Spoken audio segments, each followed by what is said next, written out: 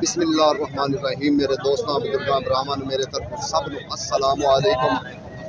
माशाल्लाह तुहानू पता है कि अज जुमा है, जुमा मुबारक है तो इंशाल्लाह मंडी आए हैं। अज तरीक होगी 30 तरीक होगी। माशाल्लाह सुनिया है कि चांद भी जड़ा ना चढ़ पिया कुर्बानी का, तो नाले सब्जियां का भी जड़ा ना पता करते हैं कि अज का रेट की है, क्योंकि सब्जी माशाल्लाह अज ज़्यादा आई है। अज रश भी बहुत है, अज जुमा है, अज रश भी है और सब्जी भी माशाल्लाह बड़ी आई है। लेकिन रेट का पता करा कि रेट की चल रहा है। ठीक है, बड़ा बड़ा बड़ा किया लाला की रेट है? 200 तड़ी। ये 200 रुपए की तड़ी है, यानी कि आधा किलो नाल ज़्यादा दाना है। ये बड़ा बड़ा है 200 रुपए तड़ी। लेकिन जेडे बेचारे नहीं पैसे भर सकते फिर वो भी ये लै जाते हैं। किया ही 500 रुपये तड़ी बेचा, लेकिन वो किया बिल्कुल साफ होती, जिंद भी साफ होती। लेकिन छोटा कल छोटा किया महंगा सी, आज किया सस्ता है। नहीं छोटा किया ना जड़ा आहो उसे रेट दे ही है। लेकिन आप देखो ना आधा किलो ना ज्यादा है। हाँ ठीक है समझा। और वो एंड या निशान वाला सारा लासिया किया। नहीं, मैं आज जरा चंगा किया मैं लिया सी ना 350 बेहतरीन आइटम।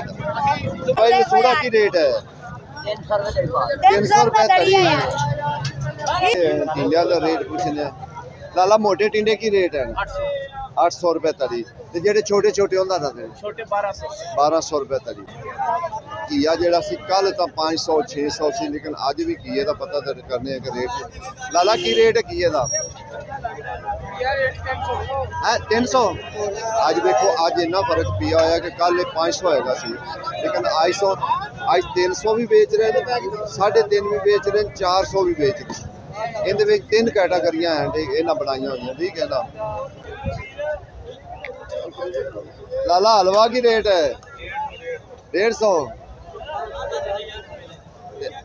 जरा प्यारा कद्दू पिया इहदा की रेट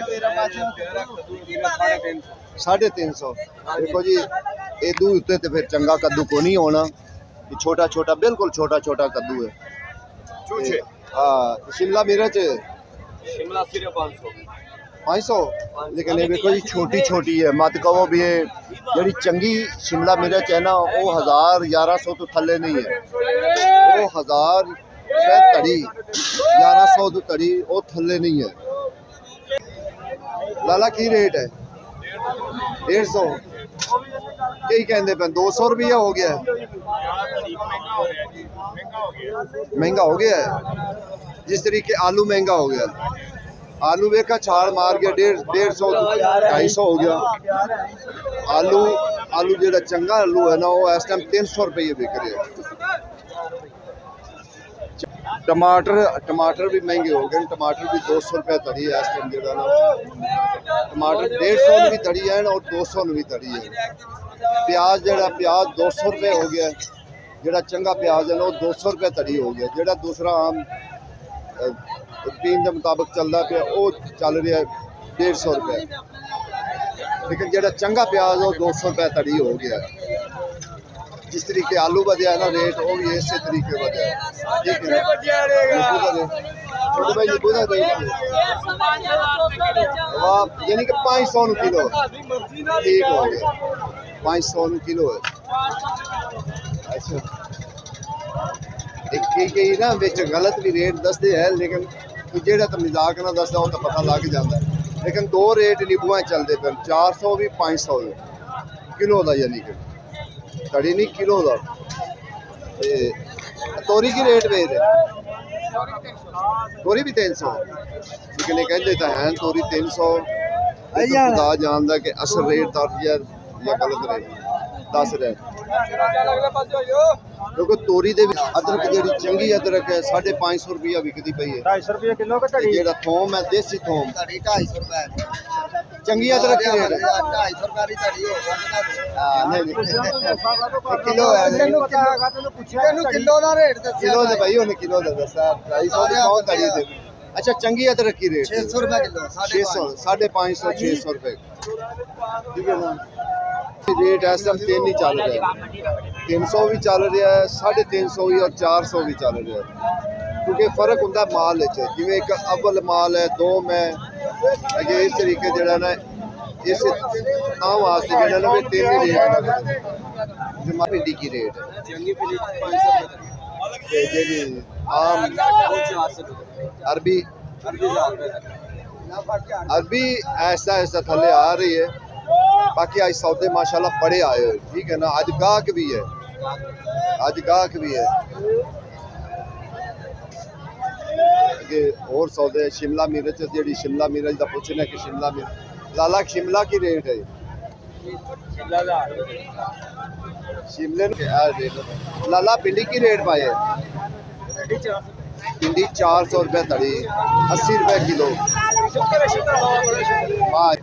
अंब 100 रुपये अनेरी लैगी ना अंब नू। बंद गोभी पूछने कि बंद गोभी बाबा जी की रेट बंद गोभी? ਉਹ ਤੁਹਾਡਾ ਭਲਾ ਹੋਵੇ, बड़े अरसे बाद इनकी सुनी गई बंद गोभी दी।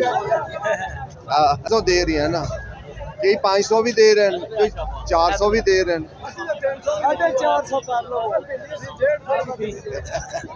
वो भिंडी गई वो तो पूरी डांगा है। बाबा जी वो पूरी डांगा है ना, भिंडी थोड़ी, भिंडी तो छोटी छोटी भिंडी होती है। तरह का रेट कुछ नहीं लाला, तरह की रेट नहीं। 800 रुपये तड़ी। देखो जी इस आदमी ने तुसी देख लो चंगी तरीके लाला नेट वाली की रेट है? 350 मंगन है, वो भी यह रेट इको रेट थे। ठीक है, तुम ही रुपये का गिलास दीता कर। ठीक है, हम 5 रुपए का दे रहे हैं।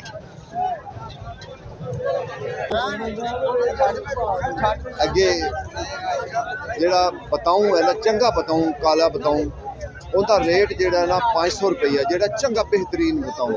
ते जेड़ा आम हैगा 400 विकदा पिया, 350 ऐसे तरीके रेट चलता पिया। लेकिन आज एक आइटम होर भी आज बड़ी महंगी है।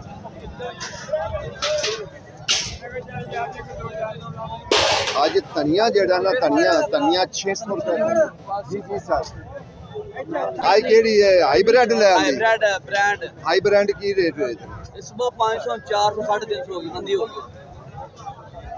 किरे फिर 6 बजे तो पहले साढ़े विकदी रही है 500, मंदी होगी, हुन देनी पैंदी और पै जानी। आज धनिया वेखा 600 रुपये। 700 रुपये हो गया आज। हैं 700 हो गया आज। कल 250 सी धनिया। आज स्टार्टिंग हो गया। देखो जी धनिया जेड़ा ना, गर्मी का धनिया, धनिया का कोई पता नहीं होता, किसी वक्त भी ये महंगा हो जाए सस्ता हो जाए, इनका कोई पता नहीं। क्योंकि यदि कोई चीज़ शार्ट हुई नहीं तो चीज़ महंगी हो जाती। लाला करेला की रेट है? 60 रुपये किलो जाने। ठीक हो गया, बताऊँ बताऊँ वो भी 300 नहीं आप चलो देसी फली की रेट है?